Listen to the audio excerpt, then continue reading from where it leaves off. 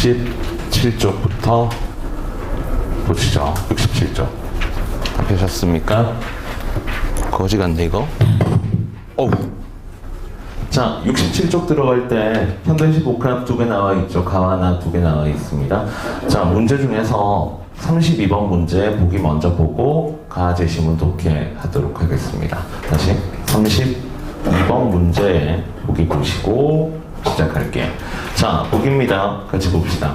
김영랑의 검은고는 1939년에 발표된 작품으로 검은고를, 자, 제목이 검은고잖아? 검은고에다가 네모치도록 합시다. 검은고 네모를 상상 속의 동물인 기린 네모에 비유하고 있답니다. 자, 칠판에 간단하게 써놨는데 검은고와 기린은 그래서 동일시됩니다. 지금 작품 속에서 검은고와 기린은 동일시된다고. 자, 검은고와 기린은 이렇게 비유적인 대상으로 시적 상황을 사회적으로 설명하면 그 뒤에 밑줄, 자유를 억압당했던 일제치하의 암울한 현실입니다. 자, 그래서 시적 상황을 반영론적으로 보게 되면 일제강점기에 자유를 억압당했던 이런 상황을 가지고 있다고 문제에서 끌고 오는 거죠, 지금. 다음 계속 볼게. 자, 그래, 암울한 현실 속에서 느낄 수밖에 없었던 답답한 심정과 비애를 노래하고 있다. 자, 화자의 정서가 나왔네. 답답한 심정과 비애. 밑줄 치도록 합시다. 밑줄 안 치면 대학 떨어질 겁니다. 답답한 심정, 비애. 자유를 억압당하니까 화자의 정서는 이렇게 슬픔으로 갈 수밖에 없겠네. 되셨죠? 그 다음 계속 갈까? 자, 그래. 이 작품에서 검은고는 화자의 처지를 상징적으로 나타내는 역할을 하고 있는 소재라고 할 수 있다. 어라? 마지막에다가 화자의 처지에다가 네모치도록 할게. 뭐가? 검은고가. 야, 그러면 이 작품 속에서는 세 개가 동일시됩니다. 봐봐. 아까 시작부터 검은고와 기린은 비유적인 대상이니까 동일시되고 있는 거지. 그리고 이 검은고가 화자의 처지를 나타낸다 했으니까 나와도 동일시되는 존재다 라고 볼 수가 있는 거네. 세 개가 다 똑같다고. 됐죠? 바로 들어가도록 합시다. 제시문으로 가볼게. 갑니다. 제목은 검은고인데 시 안에서는 검은고라는 단어가 하나도 노출되지 않습니다. 대신 기린이 검은고로 비유되고 있다 그랬죠? 그래서 기린을 검은고라고 읽어주시면 됩니다. 자, 바로 시작해 봅시다. 별로 안 어렵습니다. 그것만 잡아주시면 1년. 검은 벽에 기대선 채로 해가 20번이나 바뀌었는 뒤 내 기린 동그라미는 이게 검은 거라 그랬죠? 영영 울지를 못한다. 자, 울지를 못한다. 물결 치도록 할게. 자, 그럼 이렇게 쓰도록 할까? 자유억압이라고 써봅시다. 밑줄 친 데다가 자유억압. 즉, 내 검은고가 마음 놓고 울리진 못해.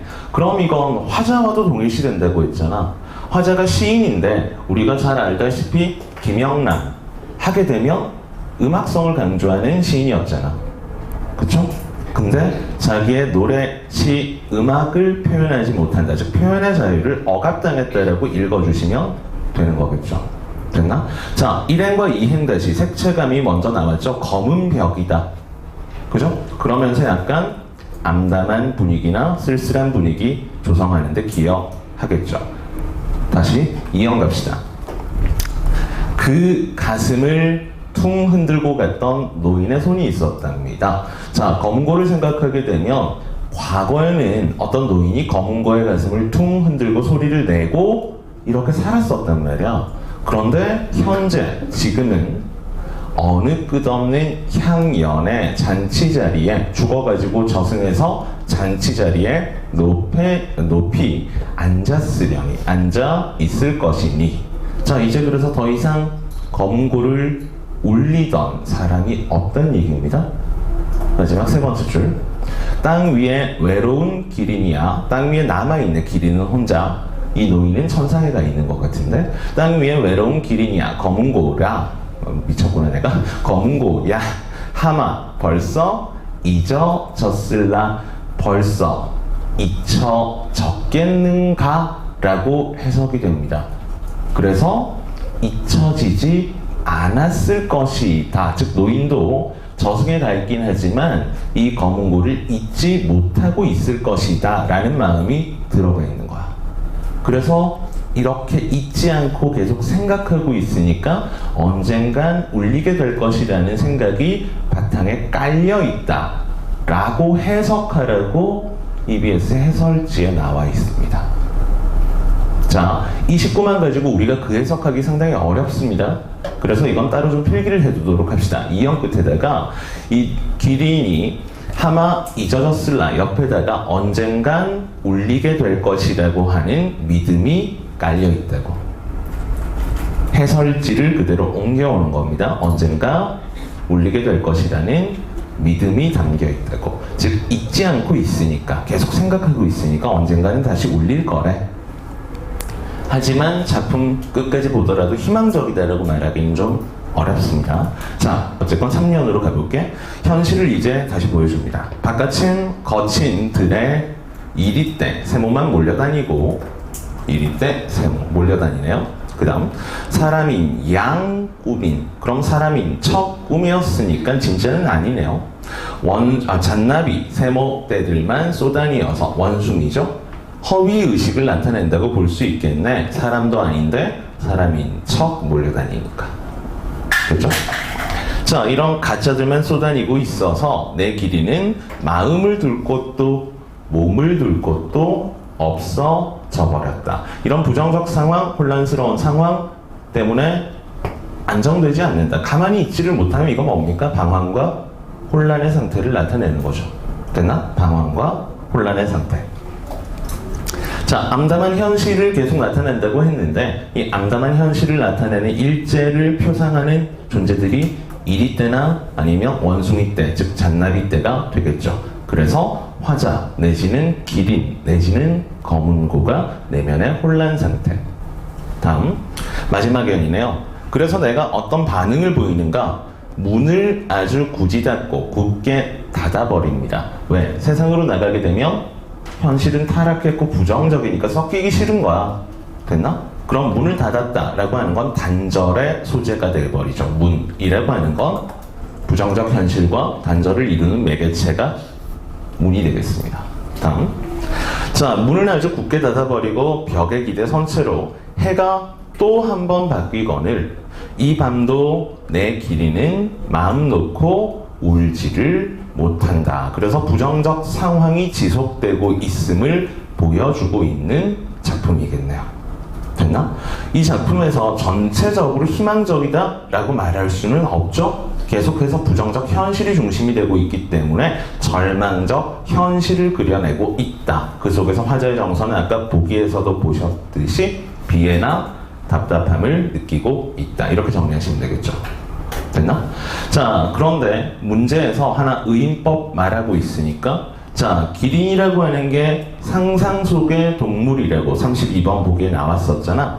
근데 이 동물이 마음 둘 곳, 몸 둘 곳 없다 라고 했으니까 마음이 있다라는 건 의인화 되어 있다고 볼 수 있겠죠. 가, 여기까지 정리하도록 하고 자, 이제 나 작품 보도록 합시다. 자, 나는 세한도인데 세한도에 대한 설명은 뒤에 37번 문제 보기에서 간단하게 되어 있습니다. 아, 미쳤구나. 33번 문제 보기에서 설명되어 있습니다. 아니, 아침부터 하려고 그러니까 정신이 없네. 여러분들도 참 고생이 많습니다. 내가 제일 큰 고생이지만. 자, 어쨌건 33번 문제 세한도가 뭐 어떤 건지는 세찬 추위를 견디는 그림 나와 있는 건 여러분들이 직접 읽어보시면 될 것 같고 문제 풀 때만 간단하게 체크만 할게요. 제시문은 별로 어렵지 않으니까 바로 나 제시문 독해 들어가도록 하겠습니다. 자, 일단 연을 1년, 2년, 3년을 한 덩어리로 읽고 나머지 4연, 5연, 6연을 두 번째 덩어리로 읽도록 하겠습니다. 시를 반으로 자를 거야. 자, 먼저 첫 세연을 읽어보도록 합시다. 첫 세연을 읽을게. 부정적 현실이 좀 중심입니다. 자, 날로 기우듬해 가는 마을회관 옆에 청솔 동그라미 한 그루가 꼿꼿이 서 있다. 자, 일단 마을회관은 시적 상황을 나타내 준다고 볼 수 있습니다. 이게 기울어 가고 있잖아. 그렇죠? 그래서 농촌의 현실을 나타낼 건데 여기가 기울어 가고 있으니까 퇴락한 농촌의 현실을 보여주는 겁니다. 마을 해가는 기울어가고 있고, 하지만 푸른 소나무 청솔 동그라미는 좋지 않은 학원인데 어쨌건 청솔 동그라미는 꼿꼿이 서 있답니다. 꼿꼿이 서 있다. 물결 치시고 생명력 강인함. 자, 현실 자체는 기울어갑니다. 하지만 청솔은 그 속에서 좌절하지 않고 꼿꼿하게 서 있는 생명력을 보여주는 존재. 되시겠죠? 다음 조금 더. 자, 이연이 되겠네. 한때는 앰프 방송 하나로 집집의 새양쥐까지 깨우던 회관 옆에 그 둥치에 터지고 갈라진 아픔으로 푸른 눈 동그라미는 더욱 못 감고 있다. 자, 이연 한 번에 읽어버렸는데 첫 두 줄 다시 묶어보도록 할까? 한때는 생쥐까지 깨우던 회관이었습니다. 이건 현재가 아니라 과거를 얘기하겠죠. 과거에는 이렇게 활기찬 공간이었다라는 걸 말하고 있는 겁니다. 과거에는 이렇게 활기찼었는데 현재의 처지는 어떻게 됐는데 둥치마저 터지고 갈라진 아픔이 있다고. 그럼 옆에다가는 현재의 고통과 아픔이라고 세 번째 줄에다가 쓰면 되겠네. 현재의 아픔과 고통. 됐나? 자, 그렇게 되면 첫 두 줄과 밑에 있는 두 줄은 어떤 관계? 대조가 돼버리죠. 과거의 활기찬 모습, 밑에는 현재의 아픈 모습. 되니까 대조적인 상황을 나타내주죠. 되셨습니까? 조금 더. 자, 그런데 이런 아픔이 있지만 청솔은 푸른 눈을 더욱 못 감습니다. 자, 굳이 색채어를 집어넣었다라고 하는 건 상징적 이미지를 주겠죠. 푸른색이 여기서는 희망과 이어질 겁니다. 그 다음 계속 갑시다. 어쨌건 청솔이 눈을 못 감으니까 의인화되어 있다라고 말해도 되겠고요. 3년입니다. 그 회관에 들창을 걷어내는 대바람 세모 때마다. 자, 창문을 걷어내는 대바람이니까 시련과 고난을 상징하겠죠. 대바람은 시련과 고난. 자, 대바람 때마다 청솔 동그라미는 또 한바탕 노엽게 온다. 노엽게 온다. 물결 치도록 합시다. 자, 이 청솔이라고 하는 게 사실은 노엽게 올 수 있는 존재가 아니잖아. 이것도 인격화 되어 있는 건데 화자의 심리나 아니면 뒤에 가서 나오는 농민들의 심리가 청솔에 투영되어 있다고 볼 때 청솔이 노엽게 우는 것은 농촌의 현실에 대한 울분이라고 볼 수 있겠죠. 따라서 농촌의 현실에 대한 울분이 청솔에 투영되어 있다. 이렇게 설명할 수 있겠습니다. 다음, 노엽게 온다. 거기에 술만 취하면 앰프를 켜고 청둥산에 박달재를 울고 넘는 이장과 함께와 마지막 두 줄 묶어보도록 할게. 방금 읽었던 두 줄 묶어볼게. 이렇게 마무리가 돼버렸잖아. 문장의 순서가 안 맞단 말이야. 도치법 쓰인 겁니다. 즉 이렇게 순서가 가야 돼. 울고 넘는 이장과 함께 청솔은 또 한바탕 노엽게 운다가 올바른 순서겠죠. 위로 올라가서 도치법이 되는 겁니다. 되셨죠? 자, 어쨌건 청솔도 노여워하고 있고 이장도 노여워하고 있는 상태. 농민들의 울분을 확인하셔야 됩니다. 그래서 첫 세 줄에서는 퇴락한 농촌의 현실 공벽함, 사람들의 노여움 같은 것들도 살짝 볼 수 있죠. 자, 이제 4, 5, 6연입니다. 그럼에도 불구하고 꺾이지 않는 희망을 보여줄 겁니다. 해볼까? 생산도 새마을도 다 끊겨버린 공벽세모, 공벽세모. 여기까지 현실입니다. 그러나에다가 네모치고 별표 할게. 역접이죠? 바뀝니다, 이제부터. 자, 어떻게 바뀌는데? 자, 그러나 저기 난장난 비닐하우스를 일으키다에다가 동그라미. 좌절하거나 절망하는 게 아니라 다시 세우고 있죠. 그래서 또 역시나 끈질긴 생명력을 보여주기 시작합니다. 일으키다가 그 청솔 동그라미를 바라보는 몇몇들을 보아라. 즉 농민들이 좌절하지 않고 푸른 나무를 보면서 꿋꿋하게 견디는 나무를 보면서 희망을 간직하는 태도가 돼버립니다. 그 다음요. 그때마다 삭바람, 세모마저 빗질을 하여 서러움, 세모조차 잘 걸러낸답니다. 자, 그럼 다시 볼까? 삭바람이라고 하는 것은 농촌을 힘들게 만드는 고난과 시련일 겁니다. 근데 그 삭바람을 빚질 동그라미 한답니다. 다스린다는 얘기잖아. 그쵸? 다스려서 인고하고 인내하게 된다는 얘기겠죠? 마찬가지 서러움 세모도 걸러낸다 라고 했으니까 이것도 인고와 인내의 태도가 되겠죠. 다음, 자, 그렇게 걸러내어서 그래서 푸른 숨결 동그라미를 풀어내고 있는 청솔 동그라미를 보아라.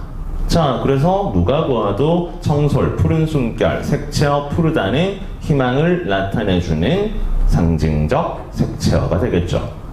다음, 자, 나는 희망 동그라미의 노예는 아니거니와 아니지만, 희망에만 집착하고 빠져있는 사람은 아니지만 그래도 까맣까치가 얼어 죽는 이 아침에도, 이런 힘겨운 상황 속에도 저 동력해선 꼭두선이 빛 동그라미가, 맥락을 보면 여기는 긍정이 올 수밖에 없죠. 여러분들이 꼭두선이 빛이 어떤 색깔인지 몰라도 상관없잖아. 앞에서 희망의 노예는 아니지만 시련이 이어지는 이 상황에도 꼭두선이 빛 동그라미가 이어진다의 구조니까 긍정입니다. 실제로는 이게 붉은 빛이랍니다. 색소가 붉은 빛으로 쓴다는데 동쪽에서 어쨌건 빛이 떠오르니까 이건 태양이 떠오른다로 해석하는 게 맞겠죠. 그쵸? 따라서 이건 희망이 있다로 마무리가 됐다고. 그래서 절망적 현실에 좌절하지 않는 이런 강인한 농민들의 생명력을 청솔과 동일시하면서 보여주는 작품 되겠습니다. 되셨죠? 화자는 표면에 드러나지 않고 이런 삶에 대해서 우호적, 긍정적 태도를 취한다라고 생각은 해볼 수 있겠고, 문제 바로 들어갑시다. 31번이요. 가나에 대한 설명으로 옳은 것 찾기입니다. 옳은 것 찾기. 바로 1번에서 답이 들어가 있네요. 가나는 모두 대상의 인격을 부여하여, 대각선 그어버리도록 할까? 의인화. 우리 아까 읽으면서 다 체크했죠? 가에서는 기린이 맘둘 곳, 몸둘 곳 없다. 기린한테 마음이 있으니까 의인. 그죠? 그 다음에 나 작품에서는 청솔이 운다라거나 푸른 눈이 있다거나 했으니까 청솔을 의인, 대각선 오른쪽은 시적 의미를 나타내고 있다는 그것에 따른 효과니까 판단할 필요 없죠. 선택지 나머지들도 다 마찬가지인데 한번 다 잘라나 봅시다.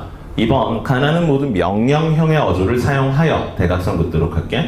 오른쪽에 있는 긴장감을 높인다는 그것에 따른 효과니까 무조건 다 맞습니다. 이 선택지가 5개가 전부 다 대각선 그으면 오른쪽은 그것에 따른 효과들이 다 따라와서 우리가 판단할 필요가 없는 선택지들로 5개가 다 돼 있더라고. 그래서 왼쪽 부분만 찾을게. 2번, 가나는 모두 명령형의 어조를 썼냐? 근데 가에는 없고 나에는 있습니다. 나에 보시게 되면 사연에 보시면 마지막에 청솔 바라보는 몇몇들 보아라 하고 사연의 마지막에서 명령 쓰였으니까 나는 올바르지만 가가 틀렸습니다. 3번, 가나는 모두 첫 연과 마지막 연을 대응시켜, 대각선 그어버리시면, 보통의 경우에는 이걸 수미상관을 많이 찾습니다만 실제로 수미상관의 표현 방식으로는 가나가 둘 다 해당되지 않습니다. 근데 EBS에서 이 선택지를 어떻게 보라고 얘기를 하냐면 첫 연과 끝 연을 대응시켰다라는 게 의미상의 대응까지를 설명하고 있습니다. 즉 의미적으로 유사한 게 있냐 없냐를 따져보라고 얘기하고 있거든요. 그랬을 때는 가가 해당이 돼버리죠. 기린이 울지 못한다와 기린이 맘 놓고 울지 못한다. 표현은 같지 않아도 의미상 대응은 가가 일어나고 있죠. 나는 아예 안 되고요. 그 다음 4번 선택지. 자, 가는 나와 달리 청각적 심상을 환기하는 시어를 사용하여, 대각선 그으시고요. 자, 이거 주의하셔야 됩니다. 이거 왜 주의해야 되냐면 청각적 심상을 사용했다가 아니야. 청각적 이미지를 사용했다와 다른 선택지라고. 청각적 심상을 환기 동그라미 하는 시어입니다. 즉 청각적 심상을 떠오르게 만들어주기만 하면 되는 겁니다. 됐죠? 그래서 기린이 울지 않았기 때문에 소리는 분명히 안 나고 있죠. 하지만 기린이 울지 않았다를 통해서 울음이라고 하는 혹은 울린다라고 하는 청각적 이미지를 떠올릴 수는 있기 때문에 가에서도 청각적 이미지를 환기하고 있기는 합니다. 청각적 이미지가 쓰였다는 해당이 안 되겠죠. 근데 청각적 이미지를 환기하기는 하죠. 나는 청각적 이미지 자체가 쓰였습니다. 3년 같은 데 보시게 되면 노엽게 온다, 울음이니까 아예 이거는 청각적 이미지를 환기하는 수준이 아니라 아예 사용이 돼버린 거죠. 됐습니까? 어쨌건 틀렸던 선택지임은 확실하죠. 그 다음 5번 선택지. 나는 가와 달리 현재형 시제. 어라? 가나 둘 다 현재형 시제라서 해당되지 않습니다. 됐죠? 글 전체가 현재형 시제이냐 아니냐 따질 필요 없죠. 이거는 현재가 쓰여 있기만 하면 무조건 맞는 거 아니야. 글 전체가 현재다가 아니기 때문에. 되셨죠? 자, 정답은 1번이었고요. 32번에서는 답만 체크하도록 합시다. 아까 보기 같이 읽었는데 32번에 보기 바탕으로 옳지 않은 것 찾아라 였는데요. 답은 3번이었습니다. 자, 이연에 대한 설명이었는데, 자, 하마 잊어졌을라 라는 구절이 화자가 감당할 만한 시련이 아님을 나타낸다 라고 했는데, 이연에서는 화자의 상황을 나타낸다고 보기 어렵죠. 그쵸? 이연에서는 거문고가 처한 상황, 그리고 노인이 그걸 잊지 않는다 라고 하는 것을 보여주고 있을 뿐이지 내가 감당하지 못하겠다 하는 내용 일치상의 문제가 전혀 언급되어 있지 않습니다. 자, 그렇게 썩 좋은 문제는 아니니까 크게 신경 쓰지 마시고, 이것 때문에 아까 EBS 해설지 필기도 그래서 해드렸던 겁니다. 자, 3번 체크해주시고 뒤에 33번도 답만 체크하도록 합시다. 보기 바탕으로 옳지 않은 것이니까 제시문 해석이 틀렸겠죠. 아무리 보기가 어쩌고 저쩌고 돼 있어도. 자, 그래도 보기 안에서 체크해 볼 만한 구절에다가 한번 밑줄을 칠 텐데, 보기 밑에서 네 번째 줄 찾아보십시오. 보기 밑에서 네 번째 줄 찾으셨습니까? 자, 밑줄만 쳐둡시다. 소나무는 모진 세파를 견딘 드높은 의지와 절개를 표상한다. 다시 밑에서 네 번째. 소나무는 모진 세파를 견딘 드높은 의지와 절개를 표상한다. 그래서 사실 작품에 있었던 청솔이라고 하는 것이 보여주는 이런 끈질긴 생명력이라고 하는 것이 방금 읽었던 밑줄 친 지조와 절개, 강인함 이렇게 대응하게 되겠죠. 자, 중요한 부분이라서 그냥 체크만 한 거고, 답은 5번입니다. 어차피 내용 일치 틀린 거 찾아야 될 거니까. 자, 동력해서 타오르는 꼭두선이 아까 맥락으로 읽었을 때 이건 희망과 대응할 수 있었겠죠. 햇빛이고 태양이니까. 맞죠? 동쪽에서 빛이 나서. 근데 부정적 현실의 심화를 나타낸다가 틀렸겠습니다. 희망적 분위기를 나타낸다로 바꾸어야 올바른 선택지. 됐죠?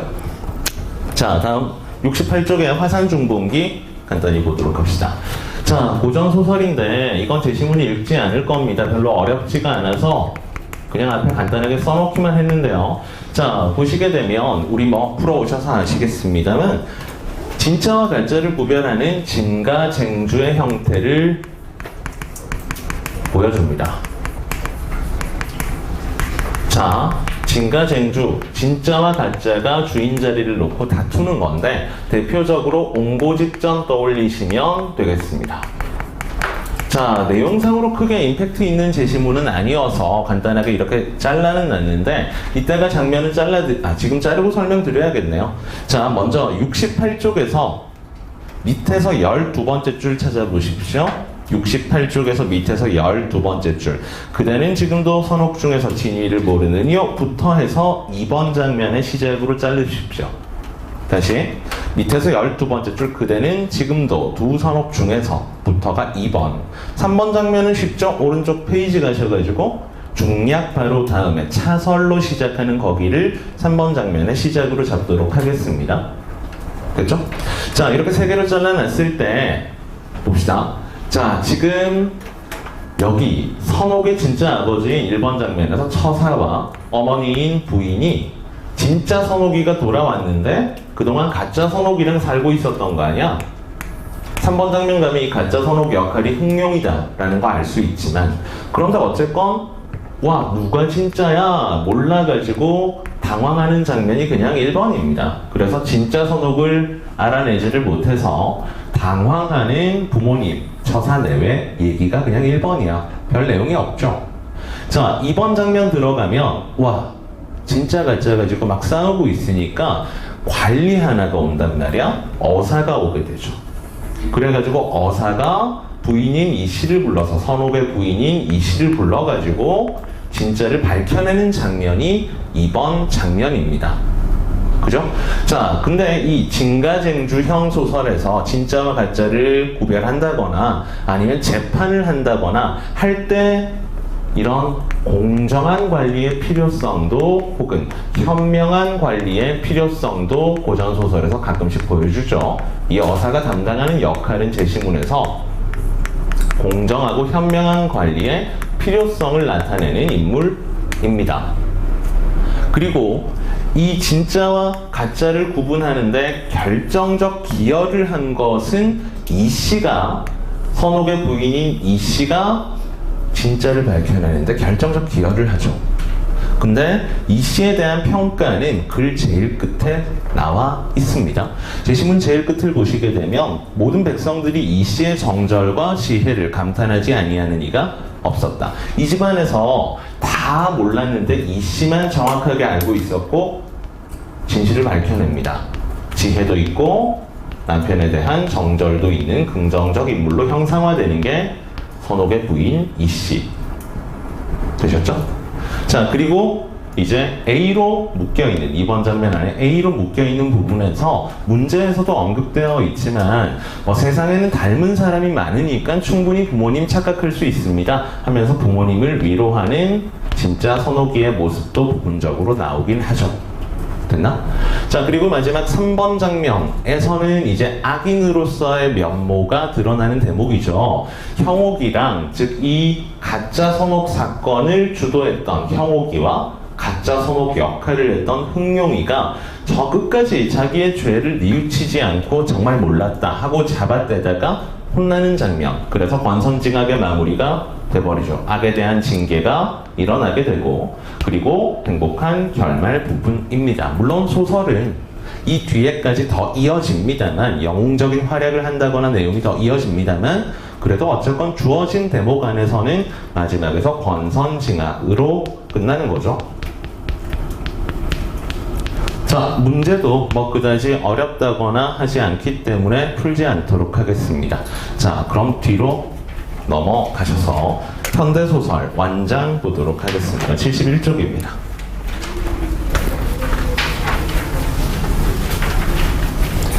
자, 이거 뒷장 넘어가셔서 72쪽에 있는 문제 하나 보시면서 작품에서 어떤 얘기 하는지 확인하고 가도록 합시다. 자, 72쪽에 문제 39번입니다.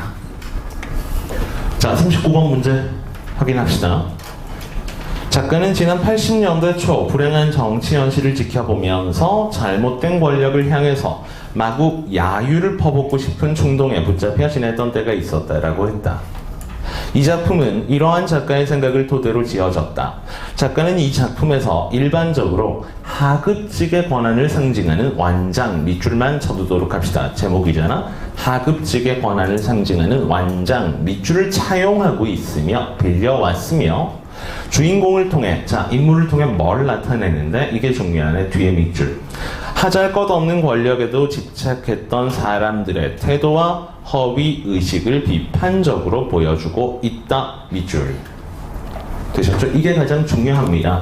자, 이 완장이라고 하는 게 보잘것없는 권력이 되는 것이고, 보기 처출에 의하면 불행한 정치 현실을 반영하고 있는 겁니다. 자, 이 정도만 알면 거의 끝났는데 1번 장면부터 바로 들어가도록 합시다. 자, 1번 장면입니다. 자, 앞부분 줄거리. 자, 땅 투기로 졸부가 된 최 사장이 판금저수지의 사용권을 얻어서 한량인 임종술 세모에게, 얘가 주인공이야. 임종술 세모에게 저수지의 감시원직을 맡아달라고 한다. 종술은 처음엔 제안을 거절하지만 완장을 채워준다는 말에 솔깃해서 제안을 수락하게 된다. 그래서 이제 저수지 관리인이 됐습니다. 1번 장면 시작합시다. 자, 제방 한가운데 세워놓은 표지판에 의하면 저수지의 저수 면적은 대략 47만 평으로 나와 있었다. 그것이 종술 세모의 관할 구역이자 그의 왕국이었다. 그의 왕국에다가 물결. 그래서 약간 제왕적 지위를 상상하게 돼, 얘가. 그 넓은 바닥에 담긴 엄청난 수량과 물속에서 헤엄치는 물고기들이 말짱 다 자기 휘하에 들어와 있음을 그는 가슴 뿌듯하게 느낄 수가 있었다. 옆에다가 만족스러움이라고 씁시다. 자기가 이 저수지의 권력을 잡은 것에 대해서 굉장히 만족스러워하고 있네. 그 다음 문단 전체를 가로로 묶을 겁니다. 이제 읽을 문단 전체를 가로로 묶을 거야. 자, 묶어놓고 빠르게 읽을게. 지금 분명히 저수지에 있잖아. 자, 시작해볼까? 언제 있을지 모르는 적군의 기습 공격으로부터 기지를 사수하려는 결의에 차 있는 신임 사령관을, 미쳤구나, 신임 사령관으로 임종술 대장은 1차 순시에 나서기로 마음 먹었다. 정신병자가 돼가고 있습니다. 그는 완장을 어깨 쪽으로 바짝 추어 올린 다음에 가슴을 활짝 펴고는 심호흡을 했다. 사령관이 움직이려는 기척을 재빨리 알아차리고 감시소 앞에 서 있던 보초병이 얘 실제로 있는 사람이 아닙니다. 머릿속으로 혼자 떠올리고 있는 거예요, 지금. 보초병이 매우 경우 밝은 동작으로 받들어 총을 하는 게 보였다. 상상 세모 속의 부하에게 그는 무시무시한 지시를 내렸다. 하진우가 보이거든 즉각 쏴버려 하고 가로 끝내도록 합시다. 자, 여기까지 묶으셨습니까?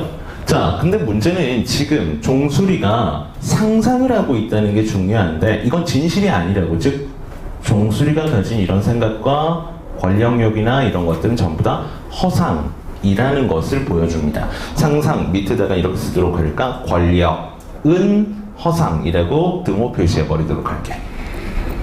그리고 허황된 것이죠. 계속 읽어봅시다.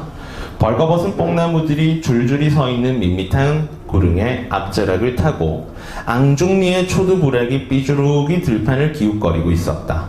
기우는 햇살이 초두부락을 어루만지던 치자빛깔의 화사한 손길을 대보뚝 위까지 넌지시 뻗치고 있었다. 어쨌건 풍경 묘사가 일어났죠. 뒤에서 문제는 별로 좋지 않습니다만 풍경과 관련된 문제가 있으니까 이따가 되돌아오도록 할게요. 별로 문제는 안 좋으니까 크게 신경 안 써도 돼. 종술은 저녁 햇살을 몸에 담뿍 받아가며 허리를 꼿꼿하게 펴고 당당한 자세로 걷기 시작했다. 의기양양한 태도를 보여주고 있네. 그리하여 눈앞에 보이는 모든 것들 위에 그는 군림세모하기 시작했다. 자, 그래서 권위의식을 드러내고 있는 거죠. 내가 가장 위에 있어, 항상 군림하고 있어 라고 하고 있으니까 권위의식입니다. 마치 근데 이 모습을 보고 서술자가 뭐라고 하는가?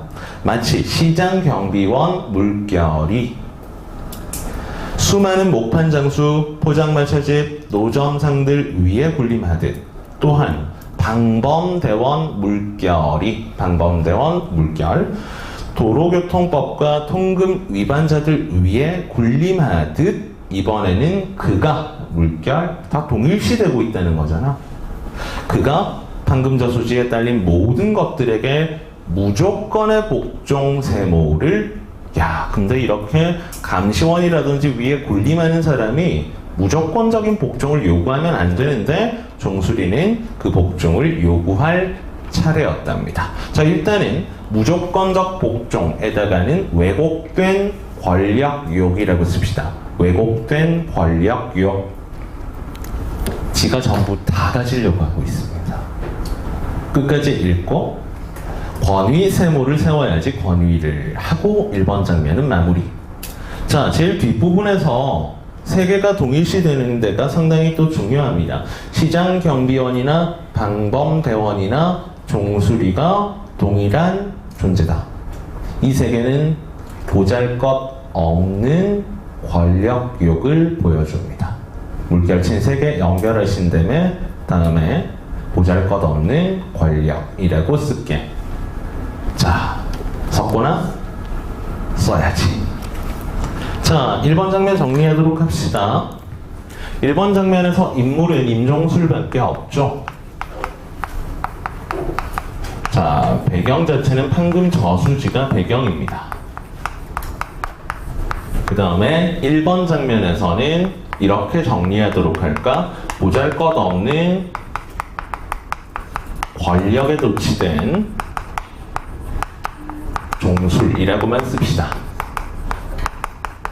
근데 이 권력 자체를 암시적으로 보여주는 것이 상상이었으니까 허위적인 것이고, 그리고 시장 경비원과 같이 보잘것없는 가치를 지닌 게 권력이었습니다. 하지만 혼자 좋아하고 있죠. 됐나? 2번 장면 들어갑시다. 중요한 다음부터 2번 장면입니다. 자, 이제 뭐 별로 어렵지는 않은데요. 좀 빠르게 읽어가도록 합시다. 내용이 그렇게 어렵진 않으니까. 자, 버스 안의 승객들이 차창 너머로 일제히 종수를 내다보고 있었다. 좀 더 정확하게 말해서 종수리의 왼팔을 보고 있었다. 새로 맞춘 완장 세모가 그의 왼팔에 채워져 있었다. 그래서 완장을 차고 거리로 나간 거야. 자, 그런데 노란 바탕에 파란 글씨로 새긴 감독, 이것을 세 개의 빨간 가로줄이 좌우에서 받들고 있는 비닐 완장 세모였다. 비닐 완장. 재료가 고급이 아니네? 완장과 비닐 완장선 연결한 다음에 보잘것없는 존재임을 드러내주는 거죠.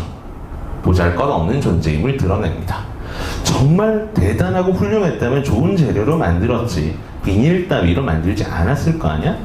자, 어쨌건 빛깔부터가 워낙 얄궂은 데다가 새거 값을 하느라고 유난히 번들거리기까지 해서 종수리의 완장은 사람들의 이목을 끌고도 남았던 것이다.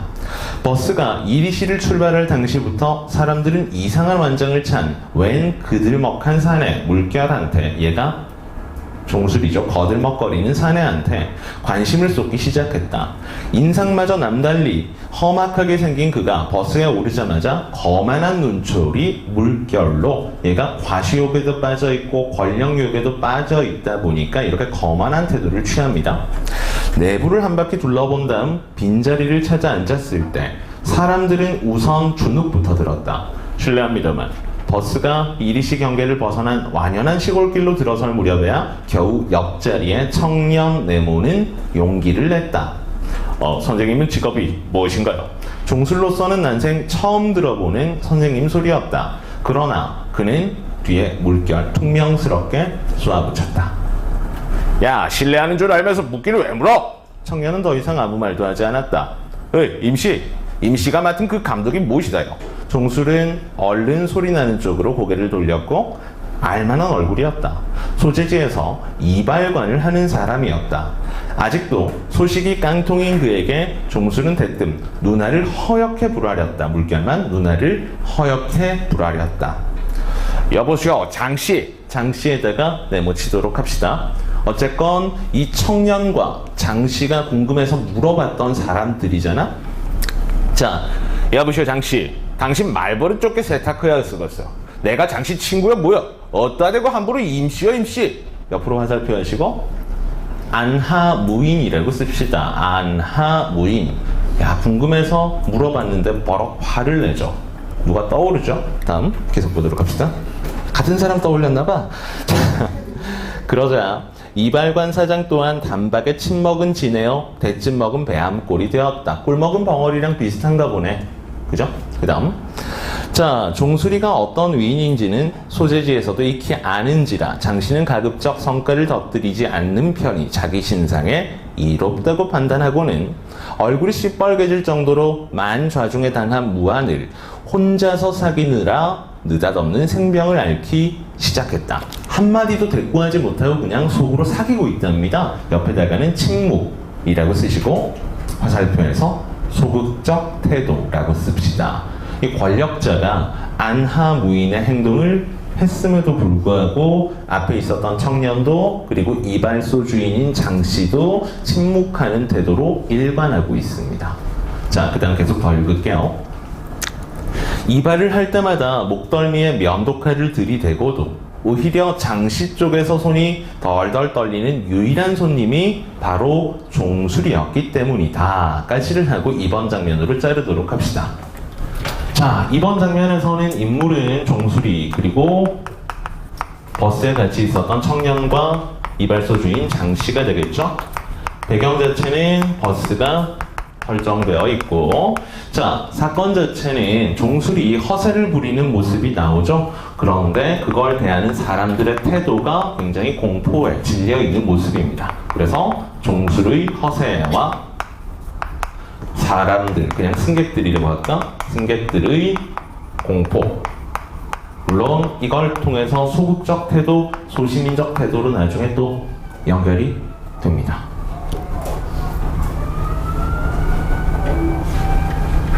이상하게 나는 수업할 때 카메라만 들어와 있으면 저렇게 밖에 사이렌이 울린단 말이야.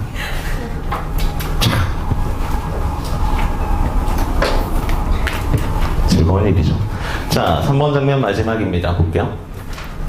자, 거푸 두 사람이 완장을 찬 웬 거물한테, 당연히 반어겠지, 답이나? 아니야? 답이나? 손에서 펜이 떨어졌잖아. 본드를 붙여줄까? 자, 거물에다가 반어라고 씁시다. 뒤에 문제 보기에서도 보잘것없는 지위라고 했는데 거물은 아니잖아. 그죠? 자, 어쨌건 두 사람이 거물한테 차례로 당하고 나서부터 버스 안의 승객들은 완전히 오그라들어 버렸다. 위축된 거지? 그들은 마치 훈육주임의 감시하에 수학여행을 나선 학생들이나 다름이 없었다. 일행끼리 필요한 대화를 나누면서도 언제나 떠들썩했던 시골 버스의 분위기답지 않게 목소리를 낮추어서 완장의 눈치를 흘끔흘끔 살피는가 하며 담배를 꺼내서 입에 물면서도 종술의 완장에 자꾸만 신경 쓰이는 바람에 선뜻 불을 붙이기를 망설일 지경이었다. 옆에다가 사람들의 소극적 태도, 그 다음 권력에 순응하는 모습입니다. 그죠? 이렇게 사람들이 권력자의 힘 앞에 굉장히 빠르게 태도를 취하게 되거든요. 공포 분위기를 만드니까 그렇지? 이렇듯 일종의 공포 분위기, 네모 치도록 하시고, 세모 쳐도 상관없겠지? 권력자가 자꾸 이런 공포 분위기를 만들어내서 사람들을 순응하게 만드는 겁니다. 한참 시달려 왔기 때문에 승객들은 완장사내가 내리는 걸 보고서야, 종수리가 내리는 걸 보고서야 비로소 숨을 크게 내쉴 수가 있었다. 버스가 다시 출발하고 완장과의 간격이 차츰 벌어지자 승객들은 잔뜩 거들먹거리면서 걸어가는 완장의 뒷모습을 안심하고 바라볼 수 있게 되었다. 그런 점에서는, 즉 종술이 내렸기 때문에 안심할 수 있었다 라는 점에서는 특히 차장 계집의 네모의 경우가 더 심했다. 차장은 완장의 속셈을 일찌감치 알아차릴 수가 있었다. 소재지에서 내릴 손님은 미리 차표 요금을 준비해달라고 소리쳤음에도 불구하고 밥맛 떨어지게 생겨먹은 그 작자는 들은 신용도 않고 있다가 버스가 멈출 무렵에야 태연하게 입구로 나오는 것이었다. 아저씨! 지난 경험들로 미루어 처음부터 자신은 없었다. 하지만 자기 임무가 그것이므로 일단 부딪혀보자고 차장은 마음먹었다.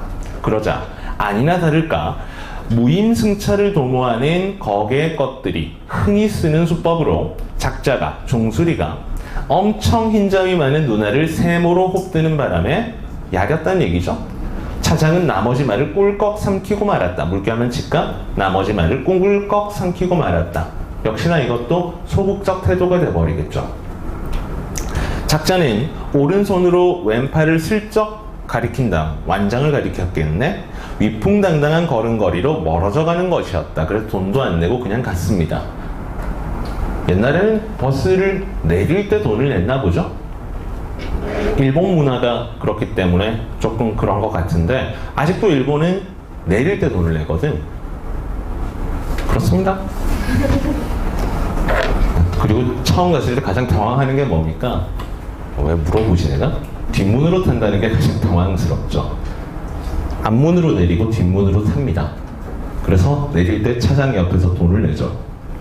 그건 아직도 일본은 그대로인데 차장이 없을 뿐이죠. 그 다음 계속 갑시다. 야야야, 문이나 얼른 닫아라. 운전기사 네모가 몰풍사납게 소리를 질렀다. 무서워서가 아니라 그 뒤에 밑줄 더러워서 피하는 게 하진우라는 뜻을 노골적으로 드러내는 말투 밑줄치고. 역시나 종수리한테 차장도 버스 기사도 운전기사도 욕을 한다거나 저항을 한다거나 지적을 한 게 아니라 피하고 있는 소극적 태도를 둘 다 드러내는 겁니다. 차장은 문을 닫고 완장 뒷꼭지에다가 나지막하게 웃기고 자빠졌네 하고 중얼거렸다 하고 끝나죠. 자, 마지막 3번 장면에서는 인물은 여전히 종수리가 나오게 되겠고 그 다음에 차장과 운전기사가 나옵니다. 물론 사람들도 있습니다만. 자, 버스에서 내릴 때 돈 안 내고 그냥 내렸다고. 그치? 근데 차장이건 기사건 한마디도 종술이한테 지적하지 못했죠? 자, 그래서 이렇게 정리할까? 얘는 종술의 만행이 있었습니다. 정술의 만행과 사람들이 그걸 또 혹은 차장과 버스기사가 외면하는 소극적 태도를 드러내고 있는 대목이죠. 됐나? 이렇게 해서 제시문은 정리될 것 같고요. 자, 그럼 이제 다시 한번 쭉 정리를 해보게 되면 1번 장면에서 종술이는 굉장히 위선적인 태도, 보잘것없는데도 불구하고 권력에 대해서 상당히 만족하고 있습니다. 그리고 2번 장면에 가시게 되면 안하무인의 태도로 사람들을 윽박지른다거나 아니면 버스에서 돈도 안 내고 무임승차하고 그냥 내린다거나 하는 왜곡된 권력의 태도를 보여주는 인물이죠. 그런데 그거에 대한 시민들, 사람들의 반응 자체가 상당히 또 소극적이다라는 것이 문제죠. 즉 부정적 현실을 외면하고 있는 존재들이다라고 말할 수 있겠네. 되시겠죠? 자, 그럼 문제 바로 들어가도록 합시다. 38번 문제. 자, 서술상의 특징 문제입니다. 1번, 서술자를 교체하여 새로운 사건을 도모하고 있다. 자, 제시문 서술자 교체? 없죠? 그냥 전시적 작가가 처음부터 끝까지 갑니다. 아직까지 수능에서 서술자 교체 맞은 적도 없고요. 2번, 현재와 과거를 교차하여? 아니죠? 시간의 흐름에 따라 갑니다. 3번, 현재형 시제로 사건을 전개하여 현장감을 부각하고 있다. 자, 근데 이거는 EBS에서는 하였다 뭐 이런 식으로 해서 과거 시제 종결 어미를 쓰고 있기 때문에 현재가 아니다 라고 말하고 있는데, 지금 종결 어미는 과거형 어미인데 실제로 시간적으로 봤을 때는 현재로 느껴지죠. 시제로 따지면 현재가 맞을 겁니다. 근데 종결 어미가 과거 시제 종결 어미를 쓰고 있기 때문에 이걸 틀렸다라고 해설하고 있거든.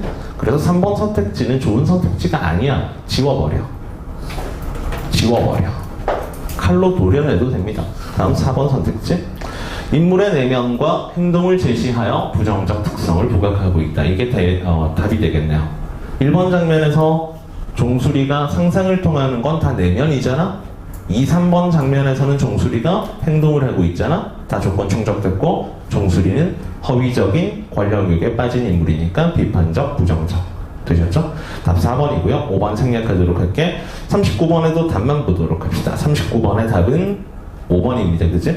자, 5번 선택지 읽어볼까? 종술의 의도를 간파하고 문제점을 지적한 차장이 틀렸네. 보기 바탕으로 옳지 않은 거니까 제시문 내용 일치해서 이미 틀렸을 확률이 높았는데 실제로 그렇네?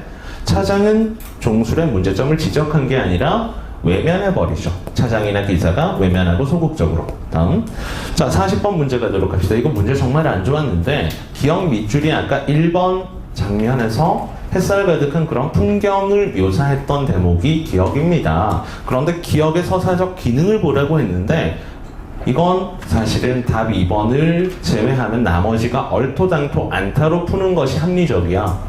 자, 어쨌건 한번 볼게. 1번에서 이 풍경 자체가 사건의 원인이 안 되니까 1번은 날아가야 되죠. 맞죠? 3번에서 현실을 자각하는 계기라고 했는데 종수리는 작품 어디에서도 현실 자각이 안 돼. 틀렸죠? 4번 마찬가지. 주인공이 생활하는 공간 그의 안타까운 처지라고 했는데 종수리가 안타까운 처지와 상황이다라고 볼 근거도 없죠? 5번 마찬가지입니다. 자, 그를 대하는 주변 인물의 태도가 앞뒤에서 나오지 않습니다. 되셨죠? 그래서 답 2번. 주인공 종수리의 모습을 보여주는 배경이다. 그리고 그의 심리 태도를 부각해주고 있다. 이게 맞아야 되는 것은 1번 장면 안에서 나와 있잖아. 지금 이 기억이. 종수리의 심리와 관련되어 있는 장면 안에 있는 풍경이니까 2번 선택지 밖에 안 되는 거야. 나머지 것들은 아예 내용 일치해서 틀렸거나 장면이 다르거나 입니다. 근데 문제 자체는 정말 안 좋은 문제니까 크게 신경을 쓰지 마십시오. 자, 안 끝나. 간절한 표정 짓지 마. 자, 73쪽입니다. 이게 내 탓이 아닌 건 알고 계시죠? 앞에 탐욕적인 인물이 내 시간을 뺏어왔기 때문에 이렇게 된 거지. 나는 계획적인 인물이야. 이미 할 거 다 정해왔는데 10분이나 뺏어가니까 딱 10분이 모자라잖아. 자, 보도록 할게요. 자, 일단 41번에서 43번 바쁘니까 빠르게 가나다 고전시가 시작해보도록 하겠습니다. 갑니다. 자, 제목이 님을 보내며입니다. 님을 보내며. 자, 첫 네 줄을 읽을게. 뜰 앞에 나뭇잎 하나 떨어지자 침상 아래 온갖 벌레가 우네. 자, 첫 두 줄에서는 그냥 배경, 풍경이네요. 첫 두 줄. 맞죠? 그랬는데 나뭇잎이 떨어졌습니다. 그 다음 벌레가 웁니다. 분위기 자체 첫 두 줄 어떤데? 쓸쓸한 분위기를 나타내네. 분위기 쓸쓸함.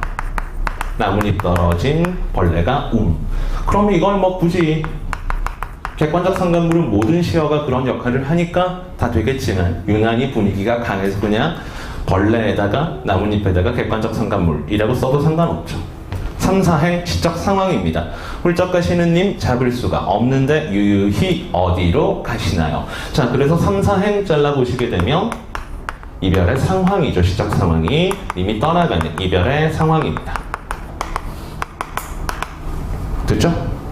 자, 이제 5, 6행 읽어볼까? 산이 끝난 곳까지 따라가던 마음, 달 밝은 밤에 홀로 꾸는 꿈. 자, 이 두 줄을 붙게 되면 5, 6행 보시게 되면 산이 끝나는 곳까지 내 마음이 따라갔었대.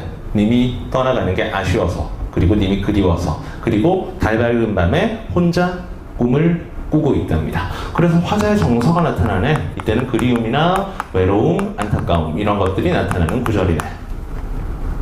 됐죠? 다음 마지막 두 줄.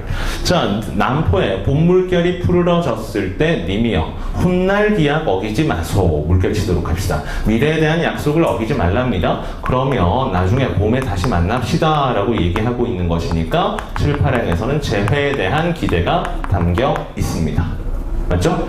자, 그래서 시적 대상을 님으로 잡을게요. 대상을 님으로 잡고 상황 자체를 이별하는 상황으로 잡읍시다. 화자가 나라고 표면에 나와 있지는 않습니다만 님과 이별하는 상황에서 화자의 정서 어떤데? 여기가 화자의 정서네. 그리움과 외로움을 나타내다가 후반부에 가게 되면 재회를 소망하고 기대하는 정서나 태도를 보이면서 마무리가 됩니다.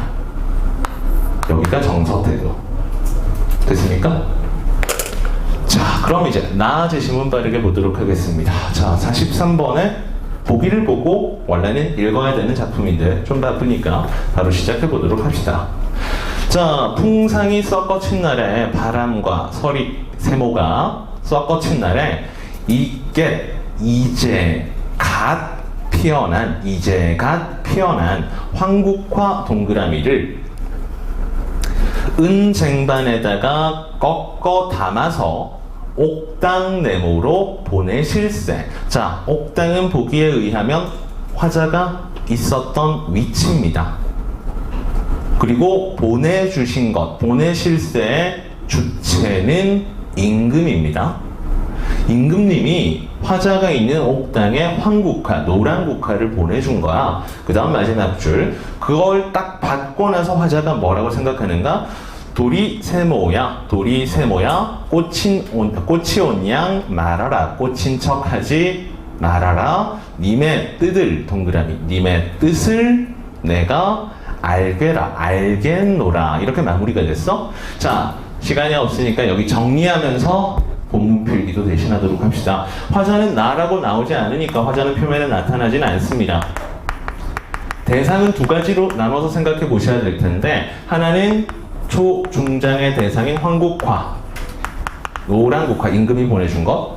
그 다음에 또 한 가지는 마지막에 나오는 도리, 복숭아꽃과 백꽃. 자, 근데 이 두 가지가 말이야 대조적인 성격을 가지게 됩니다. 자, 노란 국화는 말이야 여기에서 풍상이 썩어친 날, 즉 바람과 서리, 시련이 있는 날, 그걸 이겨내고 피어난 존재가 돼버리죠. 자, 어쨌건 고전문학에서 매란국죽, 사군자는 지조와 절개,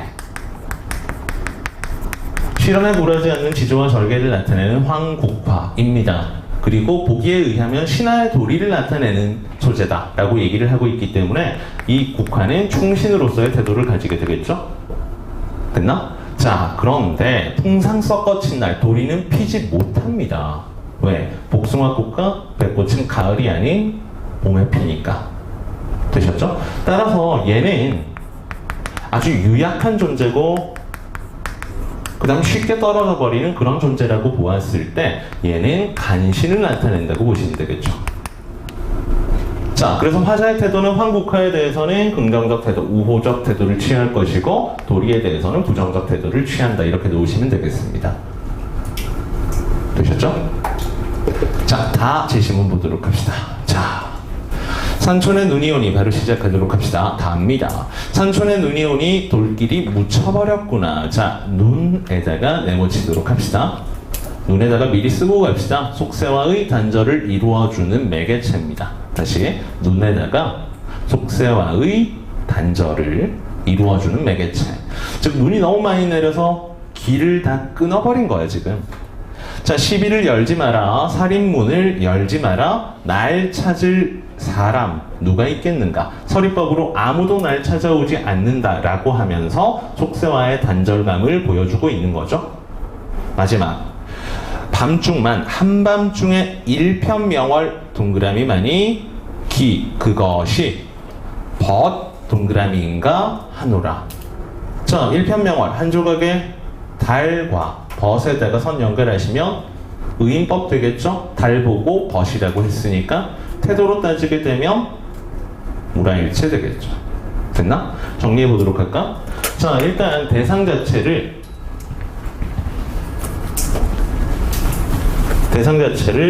두 개로 적겠습니다. 자, 대상 자체는 여기에서 산촌 하나와 그 다음에 일편명월 둘 이렇게 잡을게. 화자는 표면에 나타나 있습니다. 중장 보시게 되면 날 찾으리 뉘 있으리 했으니까 나가 나와 있죠. 자, 나는 산촌에서의 삶에 대해서 사실은 만족감을 나타내고 일편명월을 벗이라고 얘기하니까 무라일체의 태도를 나타내죠. 근데 대상을 굳이 산촌까지 놓아둔 이유는 산촌이라고 하는 공간이 보여주는 속세와의 단절감, 이걸 그려내고 싶어서 따로 대상으로 잡았습니다. 됐죠? 자, 문제 바로 보도록 합시다. 41번입니다. 자, 41번. 가다가 청각적 이미지를 통해 계절감을 환기한다라고 했는데 일단 나와 다에는 청각적 이미지가 없고요. 가에서 청각적 이미지가 벌레가 운다라고 나오지만 이 청각적 이미지는 계절감을 나타낸다고 볼 수 없죠. 벌레는 봄, 여름, 가을, 겨울 다 있으니까 특정 계절이 안 됩니다. 어쨌건 틀렸습니다. 2번. 가다는 자연물을 의인화했다. 일단 이 의인화의 조건을 갖춘 것은 두 가지. 나 작품에서 도리야 하고 복숭아꽃과 백꽃한테 말을 걸고 있으니까 나의 청자이면서 인격화, 의인화되어 있습니다. 그런데 다에서는 의인화된 게 일편명월이 벗이다 하는 구절에서 의인화지. 근데 일편명월이 청자가 아니잖아. 됐나? 어쨌건 가 틀렸고 다도 틀렸고 나만 조건을 충족합니다. 자, 3번 선택지가 정답입니다. 가나와는 달리, 그럼 이거 버립시다. 맞는 거니까. 다에서 서리법을 통해 뒤에는 효가니까 맞는 거. 서리법 찾으시면 다에서 두 번째 줄. 되겠나? 두 번째 줄, 날 찾으리 뉘 있겠는가 했으니까 다의 중장 가능합니다. 정답이고요. 나머지 생략. 42번 답만 볼게요. 42번의 답이 4번이죠. 봄물결은 화자의 현재 처지를 상징한다가 적절하지 않은 선택지입니다. 자, 그러면 가에서 밑에서 두 번째 줄 봄물결 찾아가 보도록 할까? 이 선택지 왜 틀렸는데? 봄물결 풀을 때 훗날 기약 어기지 마소. 봄물결은 훗날과 연결되어 있는 소재입니다. 즉 미래와 관련된 소재, 이지 현재와 관련된 소재가 아니기 때문에 4번 정답. 그 다음 43번의 마지막 문제 답 5번 체크만 하도록 하십시오. 자, 미음 부분은 그냥 산촌에서의 삶에 만족하고 유배지거든 사실은요. 거기에서 자연과 함께 하겠다라는 거지 여기를 벗어나고 싶다, 돌아가고 싶다가 없죠.